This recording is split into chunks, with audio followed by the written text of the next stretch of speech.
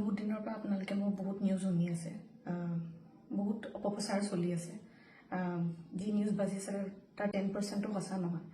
আৰু মই ইমান দিনে একো মাত মাতিব পৰা নাই, কাৰণ ইমান হেৰেছমেণ্ট, ইমান মেণ্টেল হেৰেছমেণ্ট, যোনটো কেতিয়াও মই ভাবাই নাছিলোঁ হ'ব বুলি, সেইখিনি মই পাৰ কৰিব লগা হৈছে।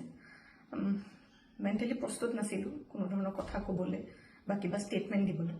সেইটো কাৰণে 7 দিন মই যেনে তেনে কটালোঁ। কিন্তু এতিয়া জোখতকৈ বহুত বেছি অপপ্ৰচাৰ চলিছে। বহুত ধৰণে মোক সাঙুৰ খুৱাইছে বিভিন্ন ক্ষেত্ৰত। ন্যায়ালয়ে মোক দোষী কৰাৰ আগতে নিউজ মিডিয়াই মোক দোষী কৰি মোক এতিয়ালৈকে ফাঁচি দিছে। মোক অলৰেডি মই দোষী বুলি কথা কৈছে। আৰু বহুত ধৰণৰ নিউজ, বিভিন্ন ধৰণৰ নিউজ, য'ত মোৰ কেছটোৱে ট্ৰেডিঙৰ ওপৰত আছিলে, কিন্তু এতিয়া কেছটো অকল মোৰ ওপৰত হৈ গ'ল। আজি ফাইনেলি বহুত দিনৰ পিছত সাহস কৰি মই চাৰেণ্ডাৰ কৰিব ওলাইছোঁ। মই ফুল কোঅপাৰেট কৰিম পুলিচৰ লগত। ইমান দিনে কৰিব পৰা নাছিলোঁ। মই পলাই ক'তো থকা নাই, মই লুকাই আছিলোঁ অকণমান। মই পৰা নাছিলোঁ সহ্য কৰিবলৈ। ইমান সহজ নহয় নিউজ এটা শুনি থকা বা নিউজ এটা কৰি থাকিলে। যি মন যায় তাকে কৈ আছে, কোনো ধৰণৰ তথ্য নোহোৱাকৈ কথা কৈ আছে।